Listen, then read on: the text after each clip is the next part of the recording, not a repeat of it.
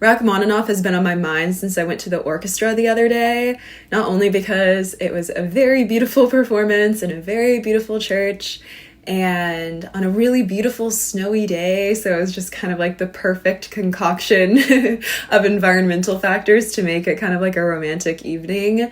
But also because of something that the conductor mentioned prior to the piece being performed. They were playing Piano Concerto No. 2, which was Rachmaninoff's first fully completed piece since his Symphony No. 1 was critically panned and really not well received at the time of its premiere in 1897. Following the really negative reaction to the premiere of his first symphony, he wrote in May of 1897 that I'm not at all affected, and that what was upsetting him about it is not people's like poor reception. Basically, it's like, I'm upset because like I wasn't even like a fan of this performance. What's interesting is he wrote that and then like immediately fell into this like spiral of writer's block and depression where he literally felt it was impossible to write compositions anymore. So all this kind of got me thinking about my own insecurity as an artist and creator. Of course, I'm not, of the ability of like a Rachmaninoff,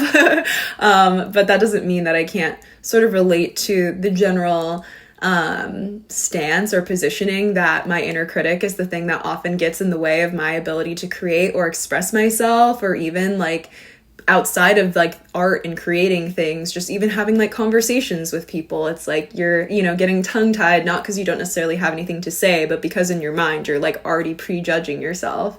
And I kind of wanted to talk a little bit about insecurity and navigating it and some different ways that I'm thinking about it that I have found helpful and like am continuing to ponder and like learn how I can like implement. So the first thing I want to say right off the bat that I've kind of realized with myself is that my inner critic, it's constant, like at any given moment, whatever I'm doing, there's like a mean voice in my head telling me like some interpretation of myself that is extraordinarily negative. It's so constant that it occurred to me that I'm like, I don't know if this inner critic of mine actually has discernment.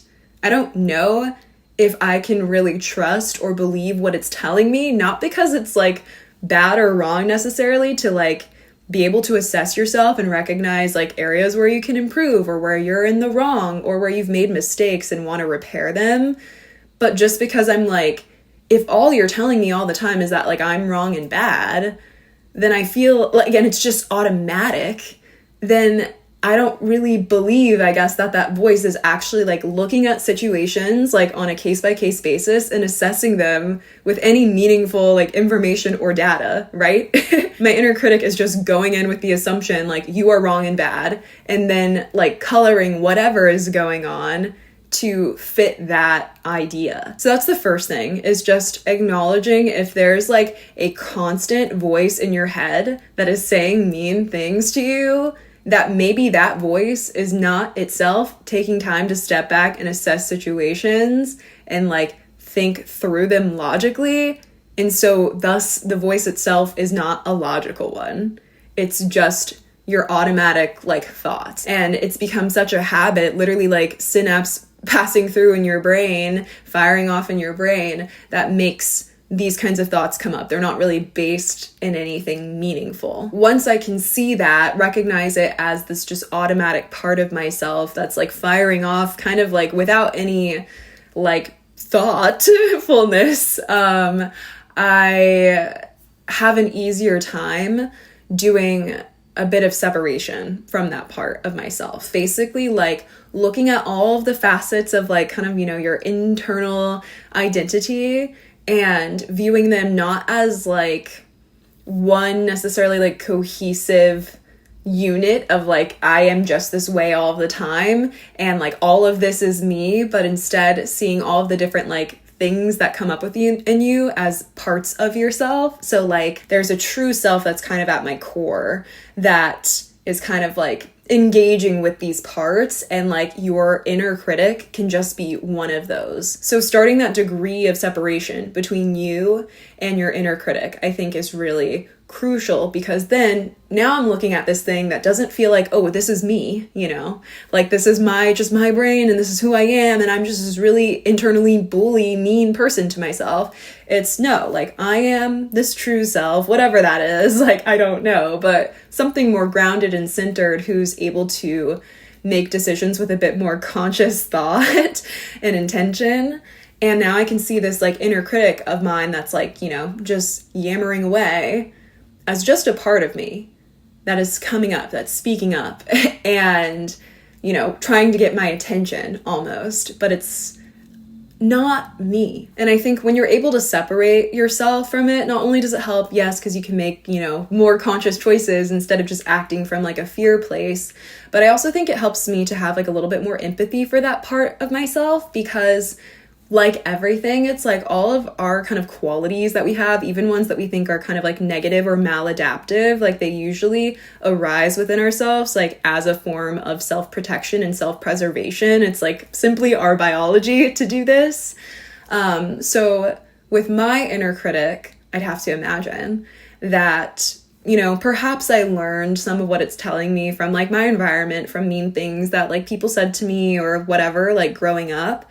But why I'm still like engaging with it now is because on some level, it's serving a purpose for me.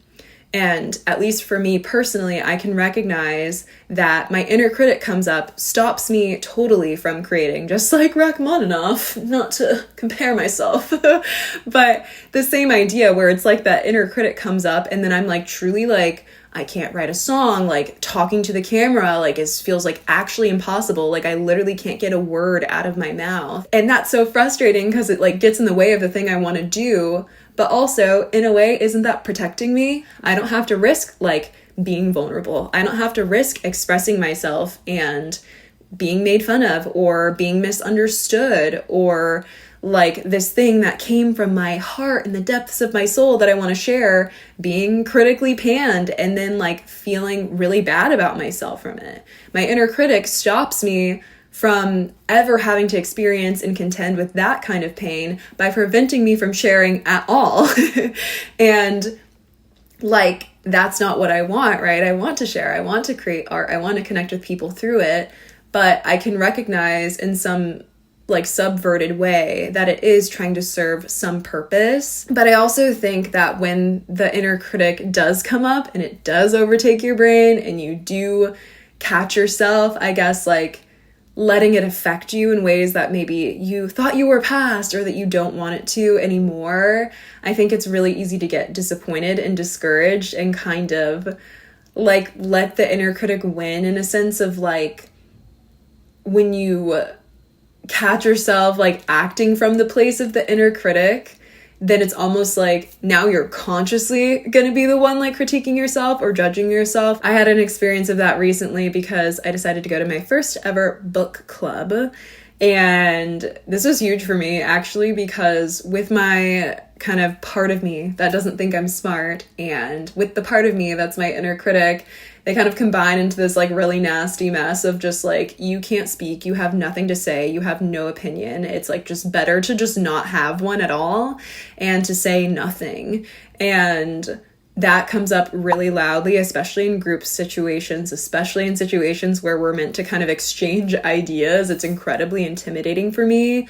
So the fact that I went to the book club at all was like, but it was really challenging for me. I was trying to vlog that day actually, and like there's literally like footage of me crying, which I'm not probably gonna share on the internet. It was an extraordinarily like triggering experience for me because I went to this lovely book club. We were talking about Night Bitch by Rachel Yoder, and there was this really great discussion, but I literally just sat in the room with nothing to say. And like 5 minutes in, that inner critic started coming up of like, basically, you're stupid is the biggest thought in my head.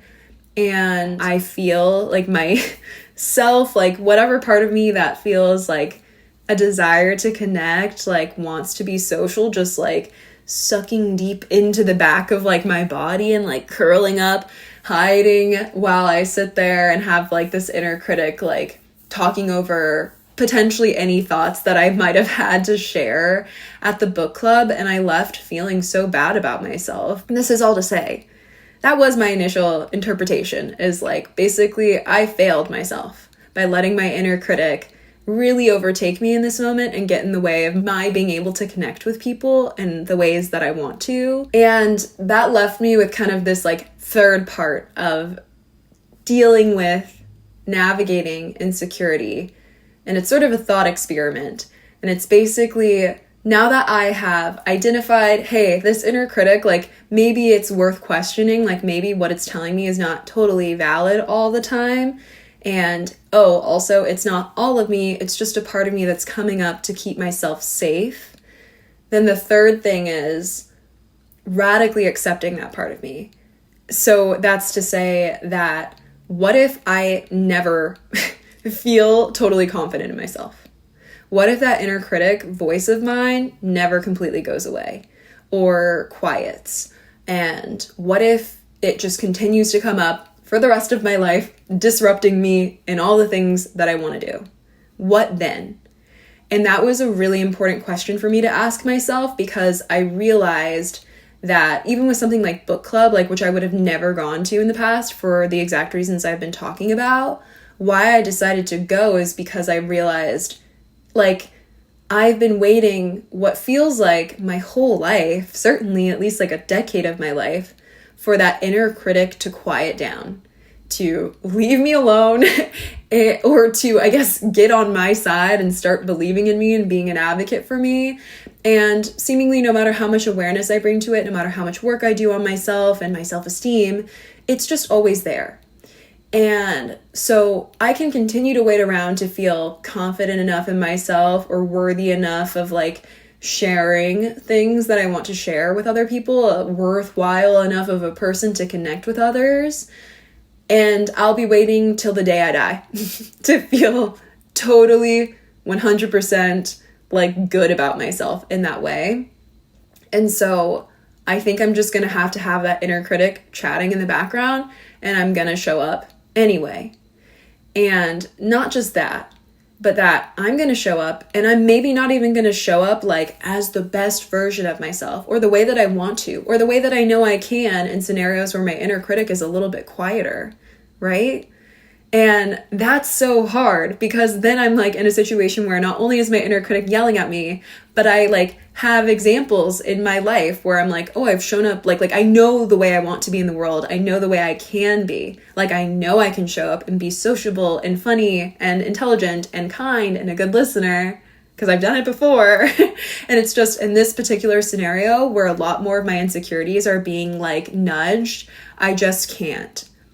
And my biggest thing now is in those scenarios where I'm like, I just can't show up better, that I have to tell myself that showing up is still better than not, right? Like, it's better that I go to the book club, say nothing, and at least I know I went, and I still like got some interesting perspectives from other people, even if I didn't share or make like a new best friend.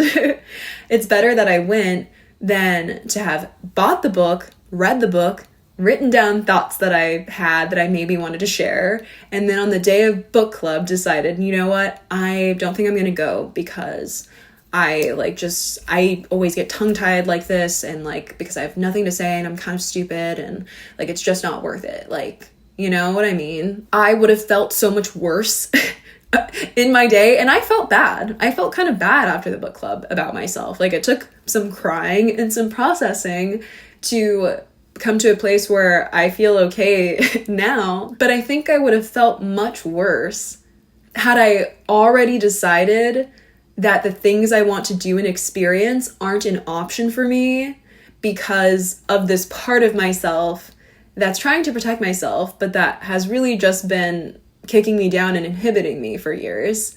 If I decided like that it was right and that I had to wait for it to change, I guess, before I, as like the true self, could make decisions about my life. And I think that that's like the hardest thing in a way to accept. Like, I can accept or acknowledge that, like, yeah, my inner critic is probably not always being discerning, and like maybe there are valid points buried within some of what comes up for me, but it's not like the stream of consciousness negativity that's flowing through my brain all the time. That makes sense to me. I can accept that. And I can also really recognize, yeah, it's just a part of me. It's not all of me, and it doesn't have to define me by any means. But what's hard, I think, is to accept. And despite knowing those things, despite working on myself, it just may always be there. And so how do I like love that part of myself and like love myself enough like with it to not limit myself until I feel how I think I'm supposed to feel to like do what I want to do with my life? And I'm realizing that if I just accept that there's this part of me that's probably never going to be in my corner, that's probably always going to come up and make me feel a little shitty, then I can just say, okay, like that's a part of me. But it's like I would rather play the game and play it poorly than sit out because I don't know, I'm waiting to feel differently about myself before I can just show up as I am. And if I show up as I am, then I think there's a good chance that I'll start to learn how to navigate those insecurities or that inner critic better. Those are just some thoughts on, I guess, media I've been encountering and what it's brought up in my own reflections about myself and insecurity. And I have no idea if I will like this video or if I'll think I sound smart or articulate, because that is just my personal insecurity that will come up, and so we'll see. But hopefully there's something helpful somewhere in this mess of words for you.